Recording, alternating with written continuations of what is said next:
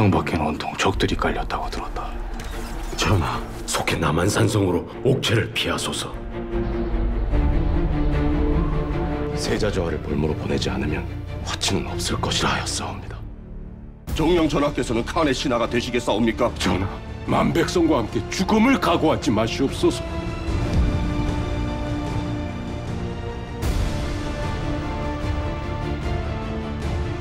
나는 살고자 한다. 명길이 말하는 삶은 곧 죽음이옵니다. 그럼 그 어쩌라는 것이냐? 하룻밤을 버티지 못하고 어찌 먼저 무릎을 꿇으려 하시옵니까? 조선의 백성들은 아무런 잘못이 없습니다.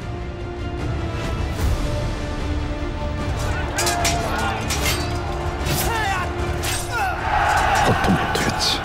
지수이보다 준비. 군사들은 모두 죽일 수는 없습니다. 제발 공격을 멈추시오! 내가 이 일을 해내면 성 안에 모두가 살 수 있다.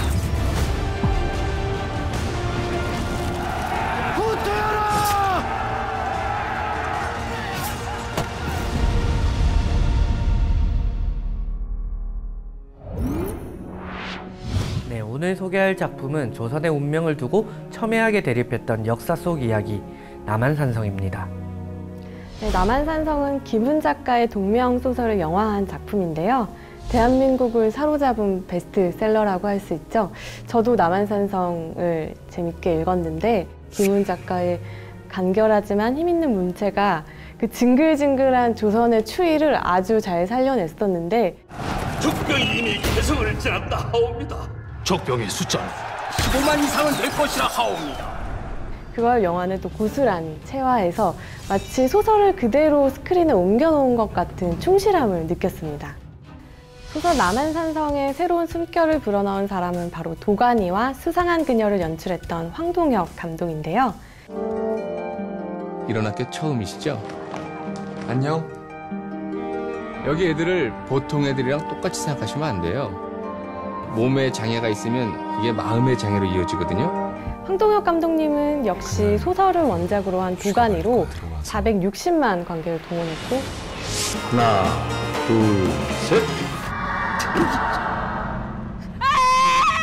또 수상한 그녀로 860만 관객을 동원했는데 이번에도 규모 있는 남한산성으로 많은 관객들의 사랑을 받았어요. 참 부러운 감독님이네요. 전 영화를 보면서 요즘 유행하는 말로 감독님 하고 싶은 거 다 해 이런 느낌을 굉장히 많이 받았어요. 그러니까 아마 소설에서 감동 느꼈던 감정 그대로 옮기셨겠지만 그 소설의 그 차갑고 건조하면서 또 미장센과 색감을 굉장히 잘 살려서 이렇게 영화를 만드셨다는 생각이 들었고 이번 남한산성에서는 병자호란 시대를 배경으로 하고 있잖아요.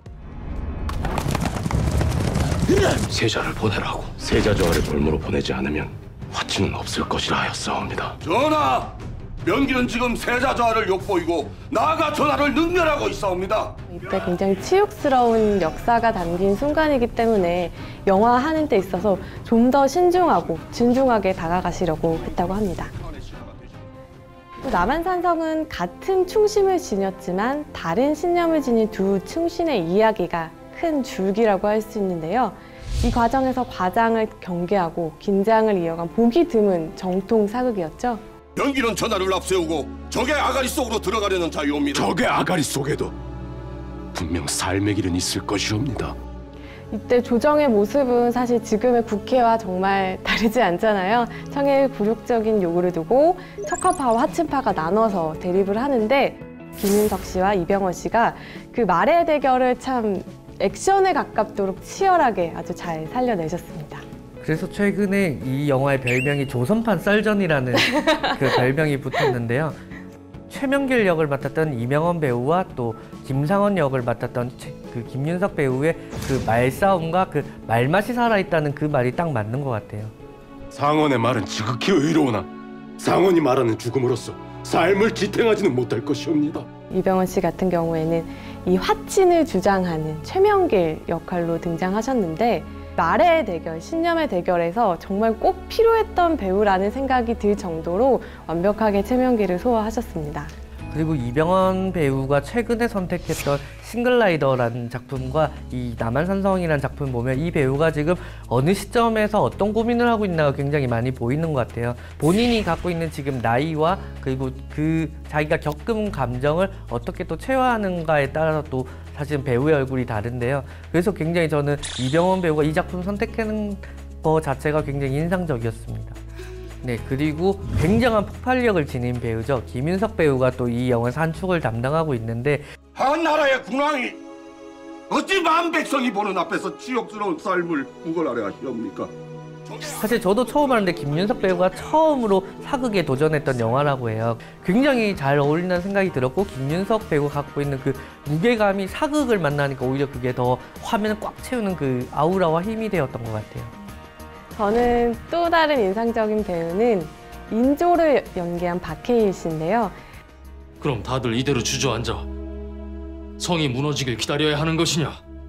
이 성이 버틸 수는 있는 것인가? 어쩔 때는 예민하고 어쩔 때는 또 백성을 사랑하는 마음이 나타나고 또 우유부단하기도 한 이 왕을 박해일 씨가 잘 해내신 것 같은데 배우 입장에서 사실 이렇게 선명하게 본인의 욕망이 없는 캐릭터는 굉장히 연기하기가 부담스럽고 힘든 지점이 있거든요. 박해일 배우가 굉장한 용기를 냈다는 생각이 들었고 또 다른 배우를 얘기하자면 백성을 대표하는 캐릭터였죠. 선할세 역의 고수 씨인데요. 조정의 막중 대사를 어찌 천한 대장장에게 맡기시렵니까? 내가 지금 믿을 수 있는 사람은 너뿐이다. 이 영화가 11월부터 3월까지 추운 한겨울에 촬영되다 보니까 가장 고생을 많이 하신 배우가 고수 씨라고 해요. 거의 다 야외에서 찍었고 몸을 쓰는 장면들이 많았기 때문인데 그렇게 힘든 만큼 그 백성들의 남한산성에서 힘든 그 삶의 모습이 잘 살아난 것 같습니다. 네, 그리고 저는 영화에서 또 인상 깊었던 배우는 박희순 배우인데요. 난 아무 적도 아니오. 다만 다가오는 적을 잡는 무관일 뿐이오. 군사들을 모두 죽일 수는 없습니다. 네, 이 영화에서도 남한산성을 지키는 수호사 이시백 역을 맡았는데 굉장히 그 박희순 배우가 갖고 있는 되게 피곤하고 되게 예민하면서도 굉장히 듬직한 그런 되게 입체적인 매력이 있어요.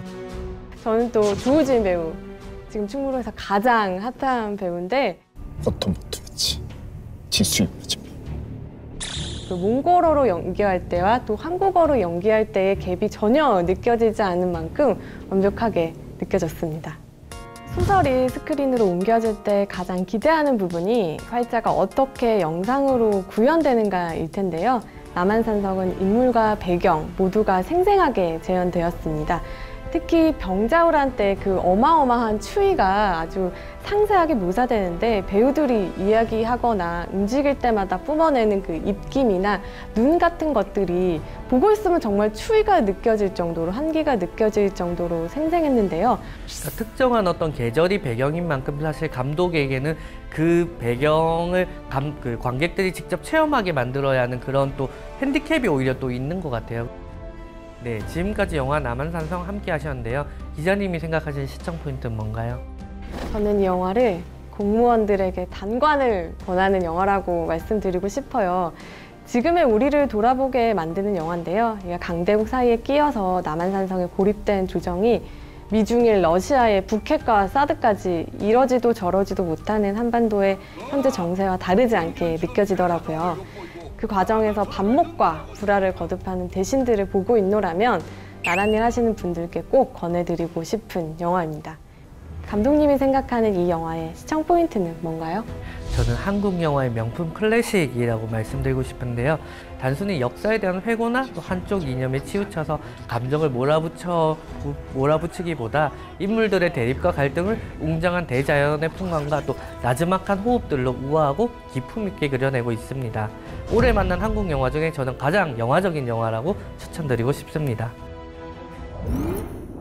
전하, 그런 망극한 말을 입에 담는 자들의 목을 베시옵소서. 한 나라의 군왕이 어찌 만 백성이 보는 앞에서 치욕스러운 삶을 구걸하려 하시옵니까?